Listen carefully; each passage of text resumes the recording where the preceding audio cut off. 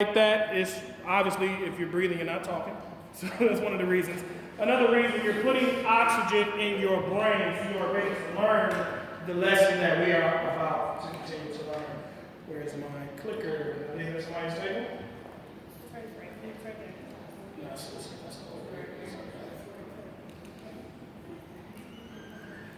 Let me blow this up. You can see it.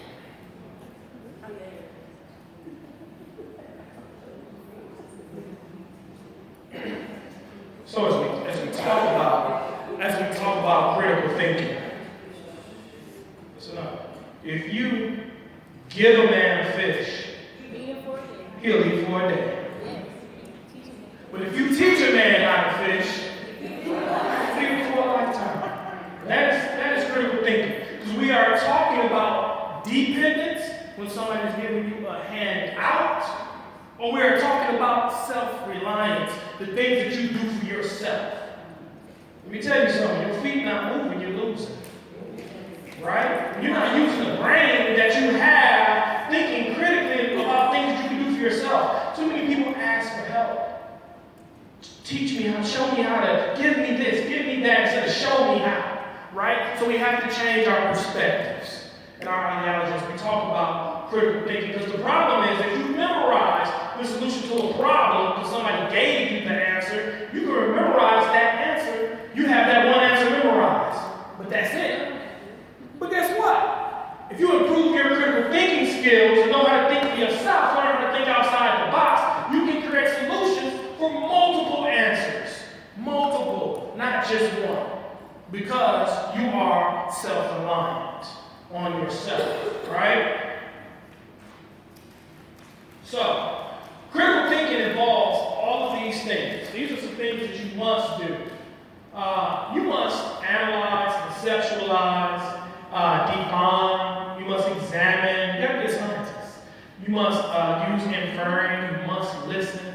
You must question. You must reason. And you must synthesize. We're going to go over those things. Evaluating information, right? You must evaluate your own thoughts to help you refine your thoughts. So think and assess information more comprehensively, and also you should be able to identify or reject false ideas and ideologies. What are we saying when we say ideologies? What does that word mean? Set of beliefs. Ideology means set of beliefs. Sometimes we have a set of beliefs that are just false, or they won't help us to come to the conclusion that we are searching for. Okay? So just think about that. So you must analyze. As we talked about analyzing, it's to examine in detail in order to discover the meaning or essential features. So all you're doing is analyzing, you're examining in detail, just like a scientist would do. What's the first step of the scientific method? Observation. Observation. When you observe something, you are doing what? Analyzing. Analyze your situation in detail. Now, you must break it down into components and essential features. Next thing you must do is conceptualize. Conceptualization, basically to form a concept or concepts of, and especially to interpret in a conceptual way. So just remember the word concept, you're interpreting ideas. You're interpreting ideas. You got that? And we'll put all this stuff together. Define. To state the premise, meaning of a word, a sense of a word. Now the premise is the same thing as your inference. We talk about what an inference is, right? So educated guess is what you think it is, right? So a premise always comes before your conclusion. Inference, premise, same thing. Okay? So you must define those things. Once you have defined something and what it is, guess what you have done? You have moved it out of your blind spot into a conscious knowledge of understanding. That's what you do when you define things. And when you have no definition for it, That's when your mind is blind. When you have a thought for something or a word to describe it. So to describe the nature or basic qualities, that's what you're doing when you're defining, and examining something. So examining is to observe carefully or critically. Inspect, examine the room for clues. Here's an example. Examine the room for clues, right? You're looking around. That's what you must do to solve a problem. Any critical problems that you have, you need to look around and find the clues and find the facts. Examine the problem. Examining also means to study or to analyze.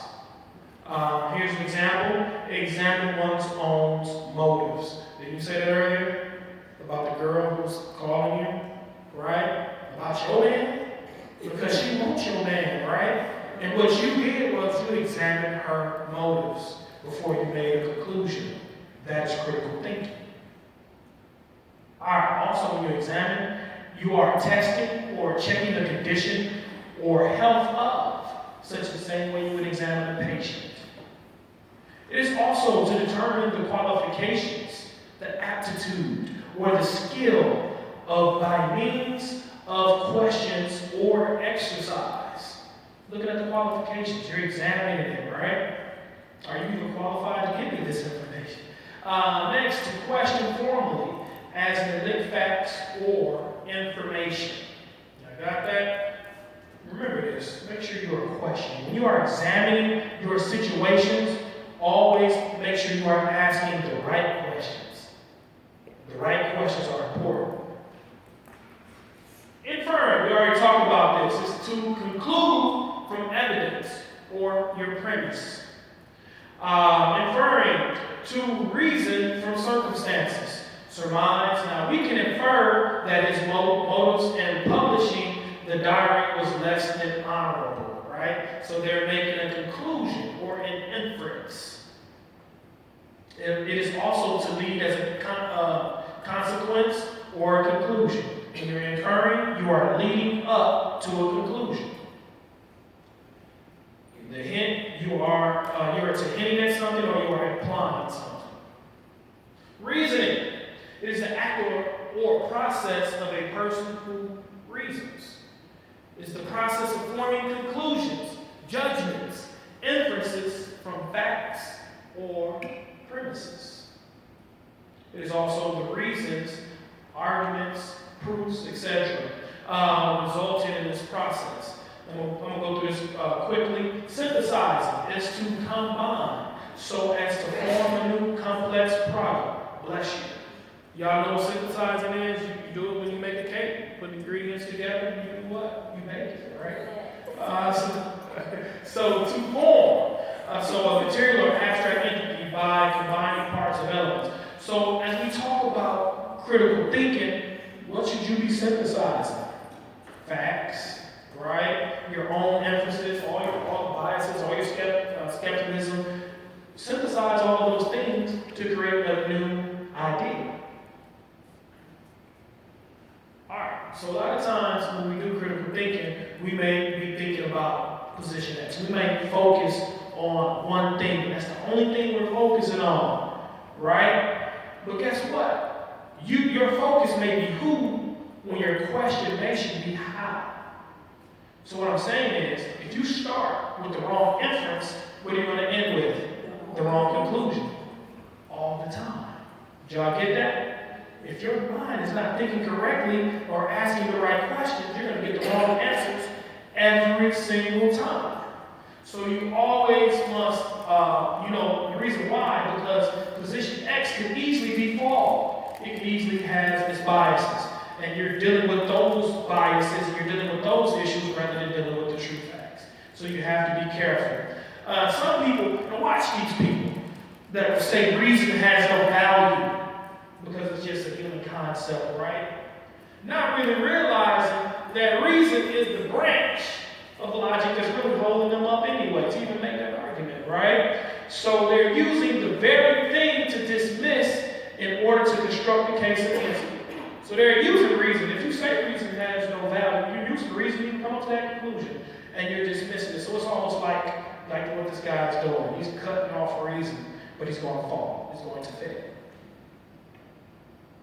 Qualities of a critical thinker. There are some qualities of a critical thinker that are important. First of all, a good critical thinker can handle uncertainty. They can handle uncertainty. They're confident in the decisions that they are making. Y'all get it? They can handle it. Another thing, prefers to be aware of their areas of ignorance. Why is that important? I can't hear you. I'm going to give you the mic. I'm going to magnify you. What are you saying? Why is it important to know your areas of ignorance? Because it can strengthen you overall, so you can cultivate your thoughts as a whole. Okay.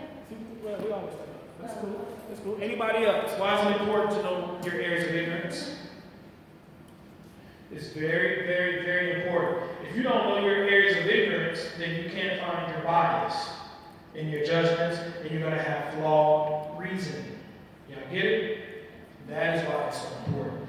Also, a good critical thinker can wait for valid evidence instead of jumping to conclusions. Y'all hear that all the time, right? You just jump to conclusions. You didn't get the evidence. Wait. A good critical thinker is patient. They're very patient. And can wait for evidence-based answers, not just any answer that sounds like it's right. Oh, they cheated. Yeah, they cheated. I just saw them together. What were they doing? Just walking through the hall. But they're waiting for evidence-based answers. What is black and white thinking? Anybody have any idea? It's really what it says it is always. What is black and white thinking? It sounds like kind of like two-sided thinking. So if it's not one thing, it's the other. If it's not the other thing, it's the other thing. Exactly what it is. If it's not one thing, it's the other, right? I think this is that, right? If it's not A, then B. If it's not B, then A. She's exactly correct. Too many people use black and white thinking, but black and white thinking only forms a false dichotomy because there's so many other variables. We don't think about the gray area. So in this picture, in this image right here, what's happening, you have the black area and oval, and you have the white oval. And in the middle is what? They come together to form gray. Always think of the gray area. So in this example, everybody in black are those who accept evolution. They only accept evolution. The people in the white are theists. What's a theist? Huh? People who believe in God. Thank you so much. So here we got people who only accept evolution, and over here we got the theists, the people who believe in God. Could they both be right? Yes, they both could be right. But in their minds, only their side is right. But you always got to look at the gray area. The gray area is theses who accept evolution. So you got people who believe in God, but who also believe in what? Evolution. So that's the gray area. Always look for the gray area in a situation. Do not be a black and white thinker. Because if we think in false dichotomies, we will draw false conclusions. And this is what she was saying. So if option A is false, then option B must be true. That's black and white thinking. If one doesn't hold attitude X, one must hold attitude Y. That's that black and white thinking thing. You got it?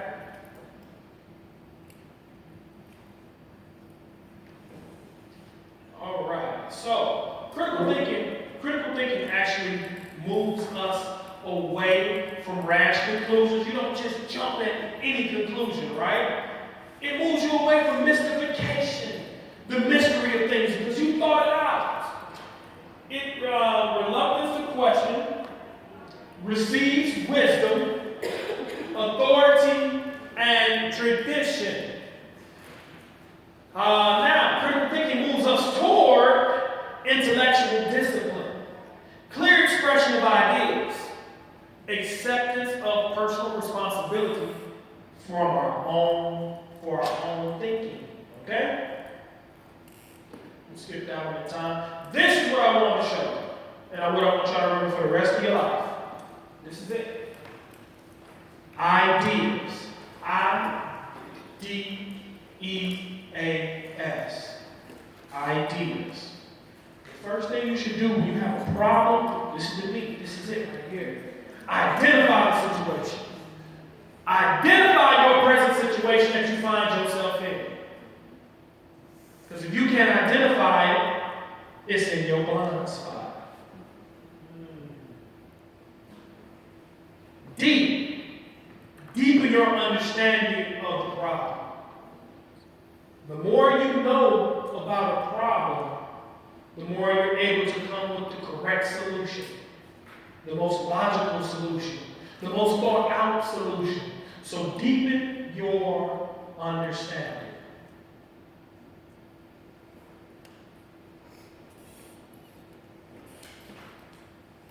E. Enumerate your options. Enumerate your options. You always have options. Queens, you give up your power thinking that you have none. I'll say it again. Touch somebody over there. You give up your power thinking that you have none. That's the truth.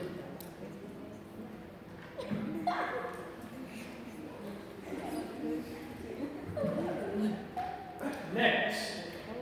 Oh, one thing about options I want to share with y'all. When you're going through all the options that are possible, generally right there is where you will find your what? Your solution.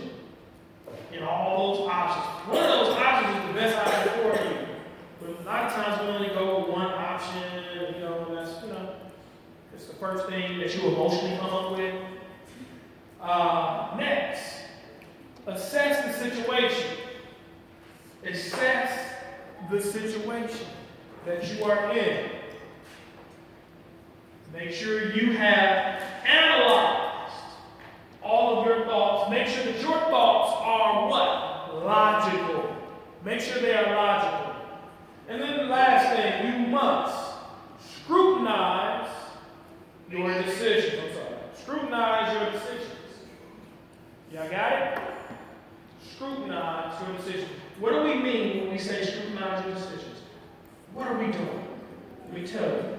You're thinking back over every single idea that you've had, every single option. And then you go back and say, you know what? What are my biases? What are my personal biases attached with this situation? Once you figure out what your biases are, then you can do what? You can logically come up with a better conclusion once you figure out what they are. So always, next time you get into a problem and you may be a little emotional about it, apply ideas, identify your problem, deepen your understanding of your problem, enumerate your options, assess the situation, scrutinize the decision that you are about to make sure it is extremely logical and there are no errors in your judgment. When you scrutinize, when you're looking for errors in your own judgment. Once you have done all of these things, then you make a judgment. Then you make a decision. And after that, you stand on that decision. Because you logically thought it out. Right? When you've done all you can, then you stand. You stand on that decision.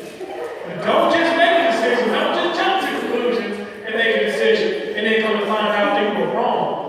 I can't tell you how many people are in prison for making the wrong decision. Okay? Always make sure you are making the right decision. All right? Group time, y'all got that? All right, so how many people, what were the two groups that got those other two wrong? Those other two questions. I know y'all got one wrong. Y'all got one wrong. Who else got one wrong? Y'all got one wrong. I'm expecting y'all three tables to get this next question right. It's a bit tougher, but I believe in you all. Okay? I believe in you. Go back to it.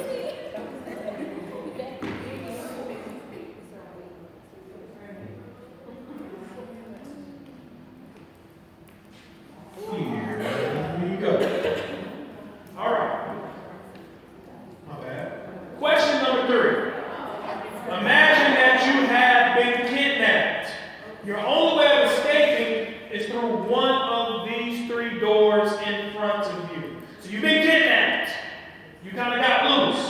and you got 3 doors in front of you. You have to choose which door you're going to exit for your freedom. But door number 1 consists of a firing environment. And room number 2 is full of 30 paid assassins with loaded guns. Room number 3 is full of 30 hungry tigers whom have not eaten for 3 months.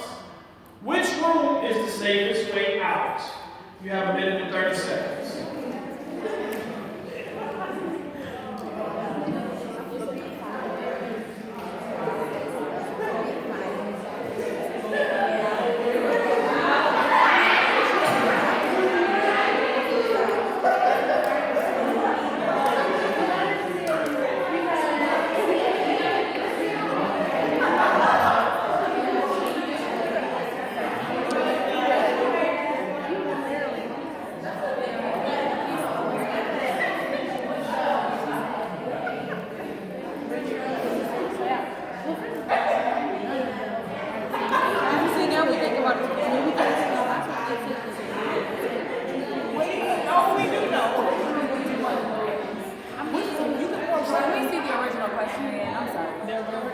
Well, you've escaped. You've escaped from a room. You got 3 doors in front of you. That was the original question. Yeah. Which door you gonna go in? You've escaped. You just about to exit.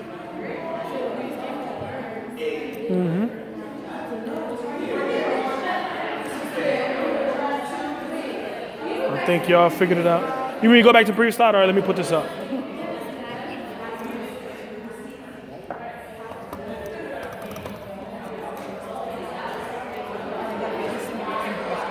Huh? Okay. What do I do? I guess I should have brought a cameraman. I wanted to film it.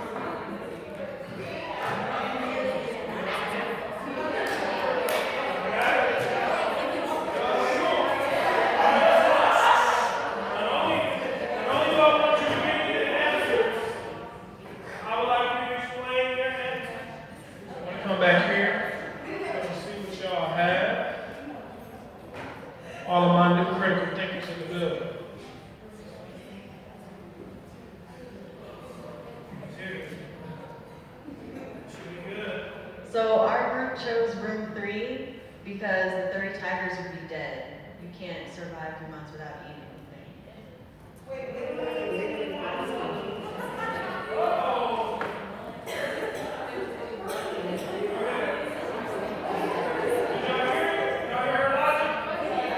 Okay, let's hear some more logic.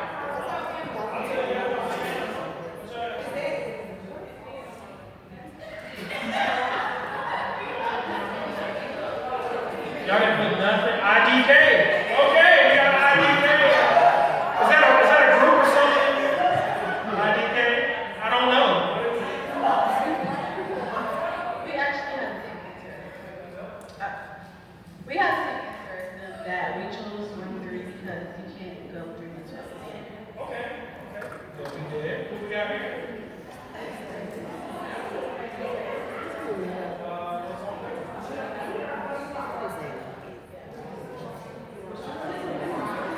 We have another IDK group. Okay, IDK. Around here. She got her hand up high.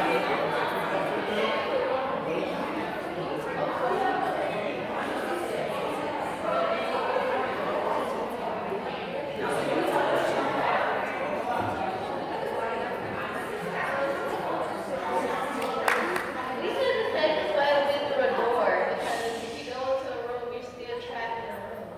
So that's what So if you go into another room, you're still trapped? Yeah, so you're not out. So you can't get out? Right. Okay, I got you. Thank you. Okay. interesting, so you can get out. This is no deal. This is a really big trick question. You can get out, okay?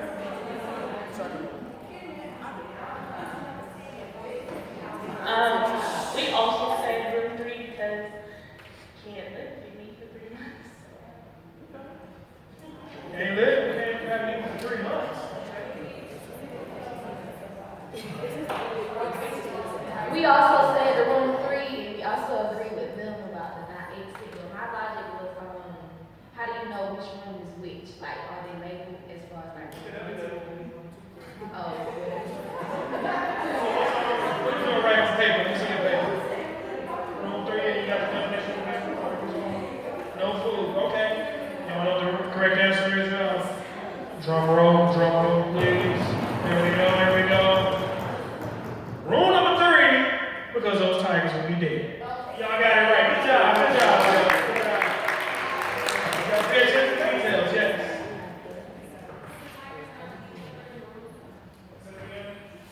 Could the tigers not eat each other in the room? I don't know. Would they do that?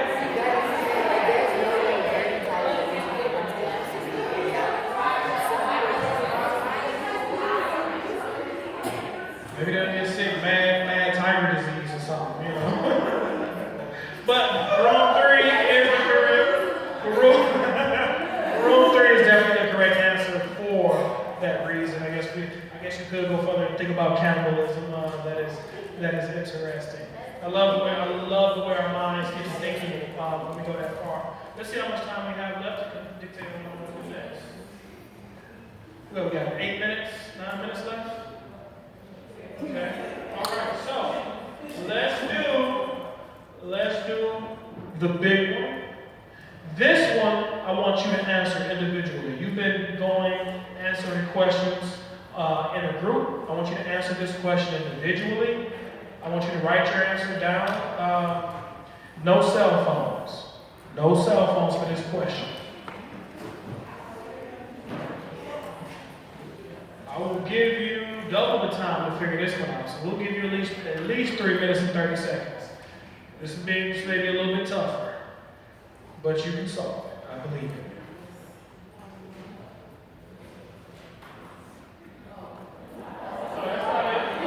That's some other stuff that I have for y'all. That's not it. Hey, it's better to be over-prepared than under-prepared. I got a lot of material for y'all. Okay, so here we go. Critical thinking question. You have an 8-liter jug and a 3-liter jug. Both containers are unmarked. You need exactly 4 liters of water. How can you get the water? How can you get the water if a faucet is handy? So you have 2 jugs. One is 8 liters. The second jug is 3 liters. There are no measurements on these jugs. You need 4 liters of water. How do you get 4 liters of water exactly? I mean exactly. There's no measuring cups. Good luck. Yes.